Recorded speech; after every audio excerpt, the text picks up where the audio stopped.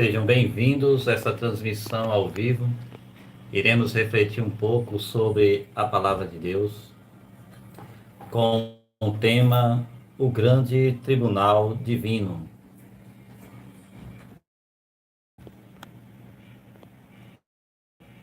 É interessante mencionarmos que um dia compareceremos perante o Tribunal de Deus. Toda a humanidade quer pessoas que tenham feito errado ou pessoas que tenham feito o certo. Todos nós vamos comparecer perante o Senhor de acordo com as Escrituras e daremos conta de todas as nossas atitudes, pensamentos e palavras. Considerações iniciais. Com a vinda da tecnologia das redes sociais, dificilmente alguém ficará no anonimato. Todas as suas palavras digitadas e ditas, pesquisas feitas por procura de algo, há um perigo em até passar o seu celular para outras pessoas, caso haja alguma coisa que você não queira que seja visto. Ou seja, todas as pessoas que têm uma rede social, que têm um computador, que têm um celular, essa pessoa não é mais uma pessoa no anonimato, porque os seus atos estão sendo registrados, seus passos estão sendo seguidos. Quando você pesquisa uma coisa na internet a respeito de algo que você anseia comprar, digamos, uma geladeira, um fogão, uma cama, alguma coisa assim. Quando você menos imaginar, aquela coisa vai estar sendo oferecida diante de você na sua tela. Então, o que é que acontece? Você vai estar sendo exposto. Dificilmente alguém não vai estar exposto quando tem os seus dados na mídia, a não ser que ele não bote os seus dados próprios. Bem assim é com o celular. Muitas vezes a pessoa tem um celular e ele não quer mais. Aí joga fora ou vende para alguém e não formata. Alguém com má intenção pode conectar aquele celular via cabo no computador e ali vai estar todas as imagens que ele um dia deletou, entre aspas, que ele pensou que deletou, mas na realidade não vão estar deletadas. Vai estar no celular, a não ser que faça uma formatação. Agora imagine que alguém foi pego em um delito. Essa pessoa, ela é um ladrão atrapalhado. Aqueles tipos típicos que você vê nas mídias, né? Na TV e também nas redes sociais. A pessoa foi roubar e de repente se encontrou agora enganchado em meio à grade.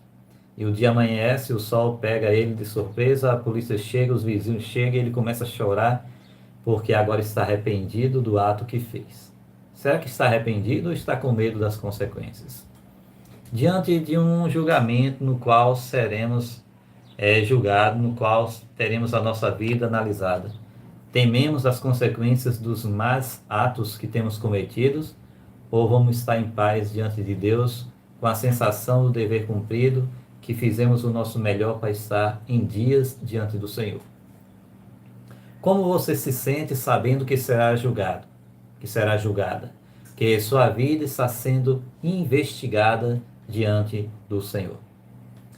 De acordo com as Escrituras Sagradas, mesmo que o ser humano não tenha feito nada de ruim, nada de quebra de lei, que é impossível o ser humano viver nesse mundo e não quebrar a lei, infelizmente, porém tem que fazer um esforço para estar em dia com Deus, em dias com Deus. Uma coisa é a pessoa pecar voluntariamente e outra coisa é a pessoa pecar e se arrepender dos seus atos pecaminosos. Então, como você se sente sabendo que será um dia julgado, que estará perante o tribunal de Deus para dar conta das suas atitudes, das suas palavras e pensamentos? O texto aí está em Atos, capítulo 17, verso 30 e 31, que diz: Ora, não levou Deus em conta os tempos da ignorância. Agora, porém, notifica aos homens que todos, em toda parte, se arrependam. Porquanto estabeleceu um dia em que há de julgar o mundo com justiça, por meio de um varão que destinou e acreditou diante de todos, ressuscitando-o dentre os mortos. Aí é uma referência do nosso Senhor Jesus Cristo. Então, Deus não levou em conta os tempos da ignorância, o tempo em que o ser humano não conhecia a sua palavra. O ser humano pode dizer, então se Deus não leva em conta os tempos da ignorância, eu vou fazer de tudo para não aprender, porque se eu aprender a palavra, serei julgado por ela. Mas quando o ser humano tem esse tipo de atitude e diz que agora não quer conhecer para que não venha se perder conscientemente, ele já está assinando a sua perdição. Ou seja, ele está dizendo assim, eu tenho a oportunidade agora de conhecer a verdade, de me policiar, de mudar de atitude, mas eu não estou disposto a mudar. O que é que vai acontecer? Ele vai continuar no erro e, como a Bíblia diz, não há salvação sem a aceitação de Cristo. Então não vai ter como a pessoa ser salvo se não houver uma entrega pessoal. Por quê? Porque o ser humano já nasce perdido. Ele já nasce perdido de si próprio. Então, quando conhece a verdade liberta do mal, liberta da condenação do pecado. E quando a pessoa coloca em prática, aí se confirma o propósito de vida eterna na vida dessa pessoa. Por onde começa o julgamento? De acordo com 1 Pedro 4,17, porque já é tempo que comece o julgamento pela casa de Deus. Começa pelos filhos de Deus o julgamento de acordo com as escrituras sagradas. Então, se aí o próprio verso de 1 Pedro 4,17 faz aí uma pergunta, qual será o fim daqueles que desobedecem ao Evangelho de Deus? Perdição. Lá em Atos capítulo 4, verso 12, vai responder muito bem. E em nenhum outro há salvação, porque debaixo dos céus nenhum outro nome há, dado entre os homens, em que devamos ser salvos. Atos 4, 12. Em nenhum outro há salvação. Há pessoas procurando a salvação no local errado, na pessoa errada. A salvação é em Cristo Jesus. O Supremo Tribunal em sessão. De acordo com Daniel, capítulo 7, versos 9 e 10, está escrito: continuei olhando, até que foram postos uns tronos, e o ancião de dias se assentou. Uma referência a Jesus como nosso ancião de dias, como nosso sumo sacerdote no céu. Suas vestes eram brancas como a neve, e seus cabelos da cabeça como a pura lã. O seu trono era chamas de fogo, e as suas rodas eram fogo ardente. Um rio de fogo manava e saía de diante dele. Milhares e milhares o serviam, e miríades estavam diante dele. Assentou-se o tribunal, e se abriram os livros. Abriram-se os livros. 3 livros nos céus mostra a realidade da humanidade. Ninguém passa despercebido diante do Senhor. Os anjos, relatores, levam todos os nossos relatos aos céus de acordo com as Escrituras. E esses relatos são anotados nos livros. O livro da vida, quando a pessoa aceita Cristo, o livro do juízo e o livro da morte. Então, registram os atos de pecado. E os atos de bondade também são ali registrados. Quem é o juiz? De acordo com Hebreus capítulo 12, verso 27. E a igreja dos primogênitos arrolados nos céus, e a Deus, o juiz de todos, e aos espíritos dos justos, aperfeiçoados. Então, o que acontece? O juiz é Deus. O advogado é o Senhor Jesus Cristo, de acordo com 1 João capítulo 2, verso 1. Jesus Cristo, o justo, é o advogado. E os réus, de acordo com 2 Coríntios, capítulo 5, verso 10, porque importa que todos nós somos os réus, de acordo com as Escrituras. Então, nessa gravação que você está assistindo agora, nós estamos falando sobre o julgamento. A quarta parte aí, o promotor. Quem é o promotor? É aquele que acusa, né? De acordo com João 5,45, Satanás é um acusador gratuito, cuja base é a mentira. Então, o propósito dele é acusar, roubar e destruir. Ele perdeu a maior de todas as oportunidades que havia nos céus. E ele quer levar o máximo possível com ele.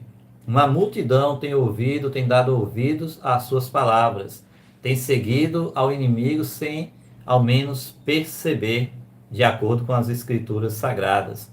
Então ele está acumulando o máximo possível o poder, o reino do nosso Deus e a autoridade do seu Cristo, pois foi expulso o acusador de nossos irmãos, o mesmo que os acusava de dia e de noite diante de nosso Deus. Então, houve ali uma peleja nos céus, como nós sabemos, antes de entrar o pecado no mundo, e Satanás foi expulso com a terça parte dos anjos. E os anjos se alegraram porque não houve mais acusador nos céus. E o texto de Apocalipse fala ainda que ai dos moradores da terra, porque o inimigo desceu com grande ira, diz as Escrituras. Quem são as testemunhas diante desse julgamento, diante do Senhor? De acordo com Hebreus, capítulo 1, 13 e 14, diz: ora, a qual dos anjos jamais disse: não são todos eles espíritos ministradores enviados para serviço a favor dos que hão de herdar a salvação? Então, os anjos são as testemunhas. Anjos do Senhor são as testemunhas. E o código, de acordo com Tiago 2, verso 12, o código pelo qual seremos julgados é esse: falai de tal maneira e de tal maneira procedei, porque aqueles que hão de ser julgados pela lei da liberdade. Capítulo 20. Então, lá está os 10 mandamentos da lei de Deus, sem faltar nenhum, porque a quebra de um desses mandamentos paga por todos, diz o Novo Testamento. Então, seremos julgados pela lei da liberdade, pela lei dos 10 mandamentos, incluindo o sábado, que a maioria das pessoas o rejeitam.